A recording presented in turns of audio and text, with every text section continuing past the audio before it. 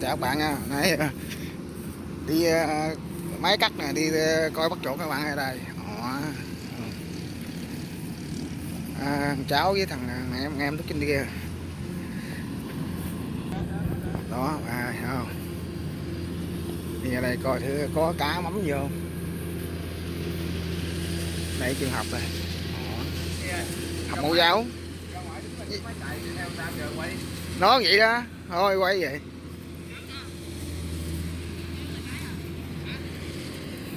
Biết có cá mắm gì nữa nè. Đó.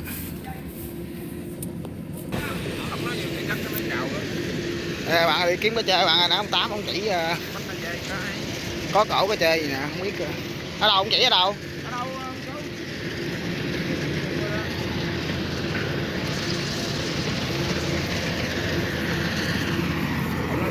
Chỉ có chơi nó chậu Gặp vô cây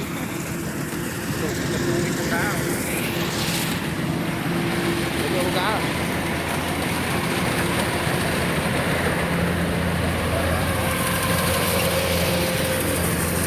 có đâu, nó có ổ nào, nó có ổ ở đâu. Bụi này cũng khó bắt à, nước phiêu phiêu bắt gì ý là để lại nhảy ra mình thấy đó. Mình biết cố gắng không ha.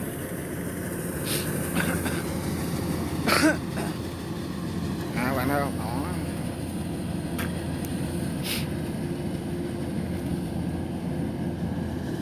Cố gắng chân quẹo, quẹo này phóng bắt cái con gì á. Kìa, thầy ốc kìa.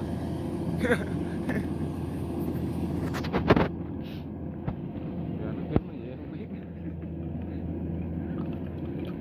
Cái đầu đó đang lát cho nó quýnh lại cái cục này coi vừa. Đó lại bạn. Nó cá chơi, mấy cá chơi nằm đâu nè.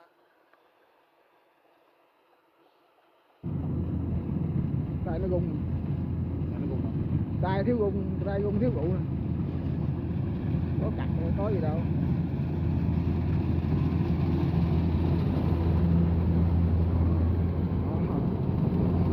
Có ở đâu, cái chơi không phải đâu rồi. Cố là không mát dữ vậy chứ. Coi định có không định.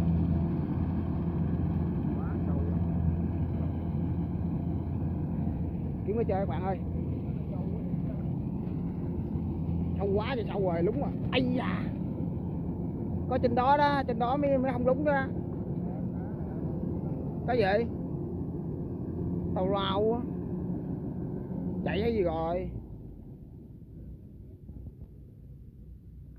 Đúng quá các bạn ơi. Rồi. Cuối cùng luôn.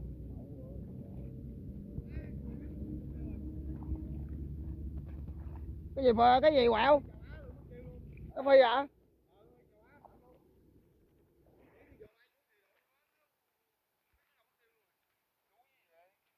Chắc kẹt cái sình đó.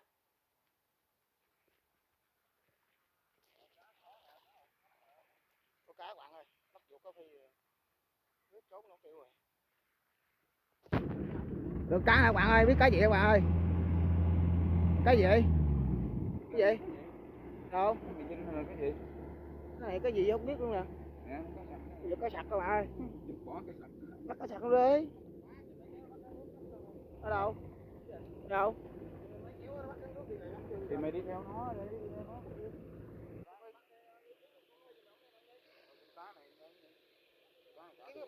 Kiếm mập bỏ vô cầm đi. Đây cái gì nè các bạn ơi. Cái gì nè. Cái này cái gì các bạn? Cái này kêu bằng cái gì quên nè nè, thấy không? Cái gì? Cái gì cũng không biết luôn nữa. Nãy đi không chịu đi cái bọc thế. Trên đường chuột đó các bạn ơi. Đó. Có rồi, có vốn rồi, có vốn rồi. Rồi lấy cái túi, lấy cái áo đựng luôn. Đây. Bọc đâu, kiếm cái bọc đi. Nãy đi không đi theo chứ. Tập cho nó chết đi. Chết queo gì rồi? Đó, tuổi tụi đúng không? Chản luôn. Nè cá nè. Đến.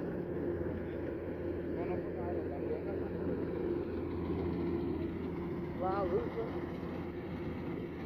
đi không bắt đi không đem gì theo chứ. Đây cá sặc bạn ơi, đây vô đây kiếm nữa bạn ơi. Rồi có ăn cá ở dưới hồi nãy em nó có phi bự lắm.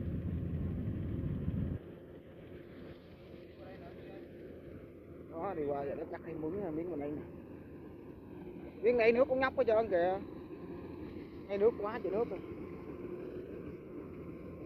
nước lự chứ, có cá sao bắt dính.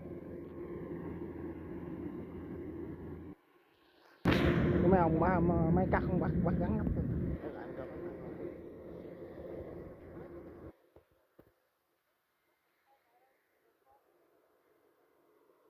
Ủa này bắt nãy giờ hay gì vậy?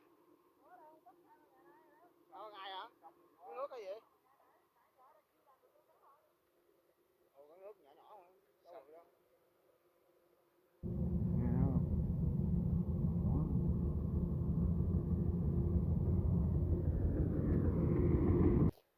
Dạ đây coi có cái không mà. Chắc như vậy.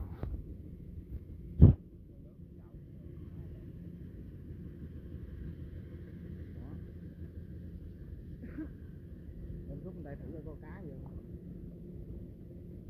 Có quay quá. Miếng này thắt thu luôn. Cay. Cái rắn cái gì vậy mà nước. Cá được mấy con cá. Bây giờ con chuột.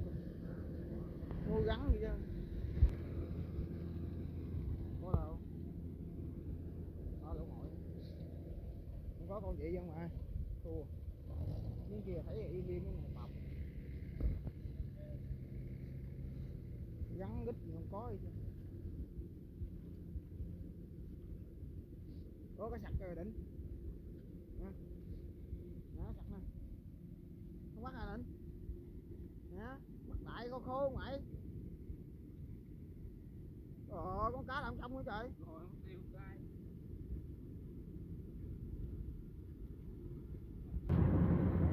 Được cái lóc nữa bạn ơi. Cầm nhân dây đưa nó cầm hồi đủ. Lóc luôn không? Chú chơi. Con em mà nó xung nó nổi cái vậy kia đấy đúng không? Lên đi lấy chú á.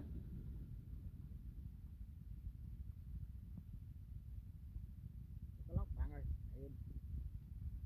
nãy được mấy con cá kia cái lóc với con chuột các bạn ơi, để con được rồi nữa.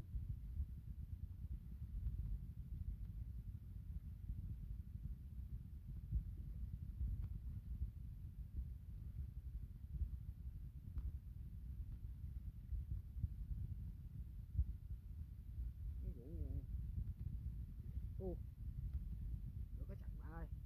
Này.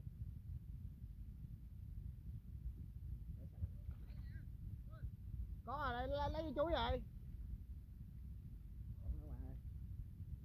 Nghe mắc được cái lóc mình mắc được cái sặc.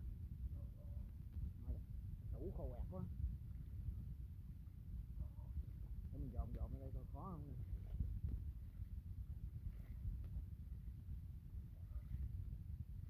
Đây vô trong nhà mà kiếm bọc rồi xin bọc định.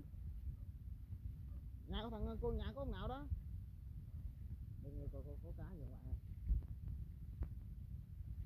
Ít cá quá. Giờ cũng chưa thấy con rắn nào rồi. Thấy con cá nào kia nè.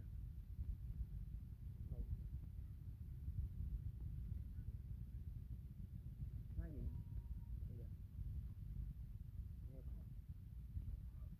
Chuột bỏ đằng kia kìa.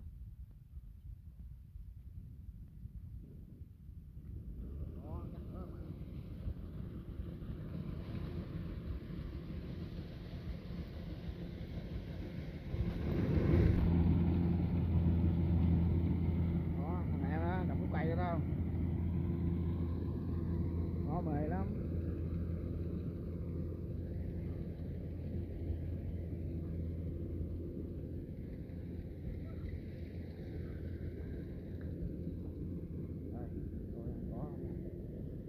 Đó, nó chặt cái gì bạn.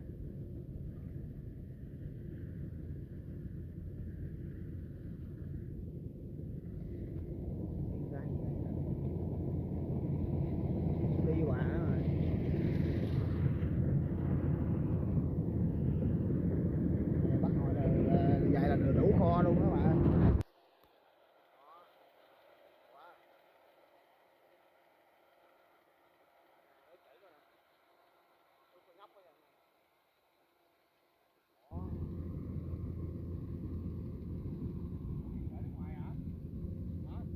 Gãy nước ngoài.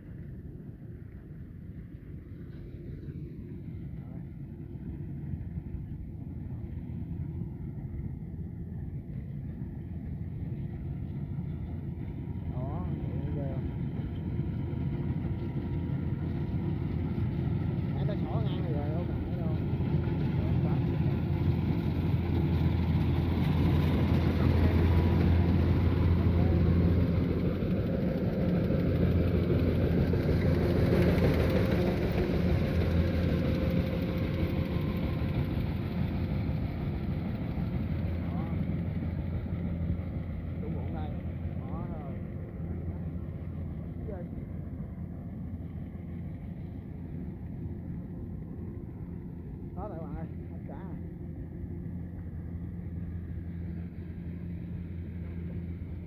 Cái gì? À. Thôi cầm đi, tao cầm đi. Rồi học rồi ra cái khác mà. Rồi đi nói nè. Nè cái lốc này. Đó. Đây làm ghê. Dính trụng rồi bạn ơi. Nè. Đó.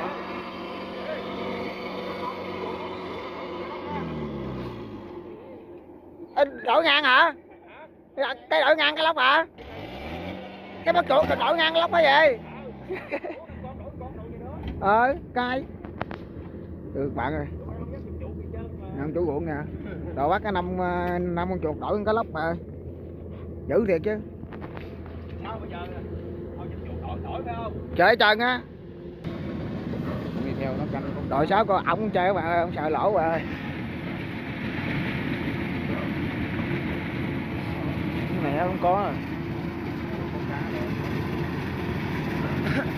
mày giữ cá đi, mày bắt con cặc gì người ta bắt cho.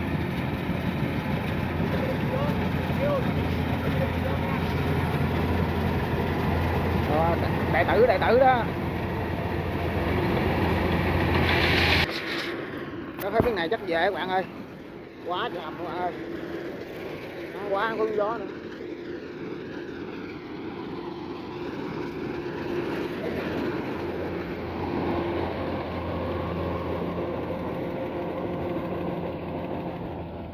Có cá rồi. Bạn ơi. Chắc cái này đó bắt dính cá lóc các bạn. Em đang bắt không biết cá gì chưa. Đang dí đẳng rồi. Để mình dí đẳng coi. Chắc cái này là nó hết chắc rồi các bạn ơi. Đó. Đang dí đẳng. Lại em coi không có gì nha.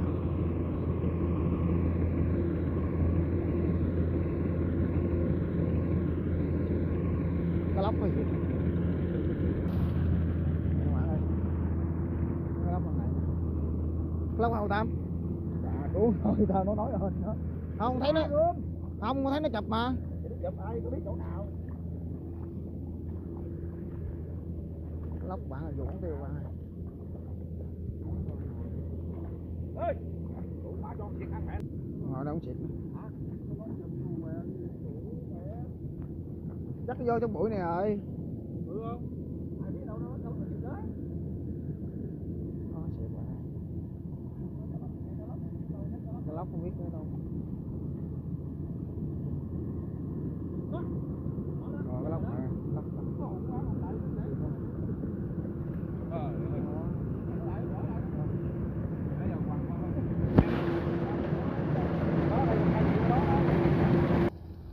Bắt dính rồi, xịt dính.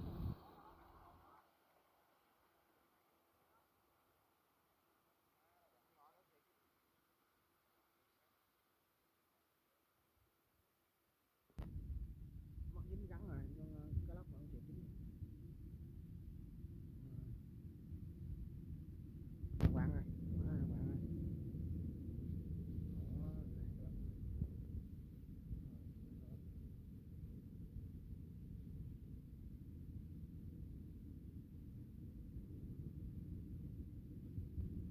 Nhiều thắng nước rồi các bạn ơi. Mới bắt cái thị là lúc nào cũng mọc đi. Ê, đập đậu đấy, đậu nó còn sống quá gì á. Ngắn đâu mà. Bộ mập đi. Ai chụp ông chuột thọp không xong luôn mày. Lấu ổng xẹt rồi. Ông xẹt cái dính rồi. Còn nãy vô không? Ờ. Ai? Con gì không không? Chuột, nãy nó bắt nè.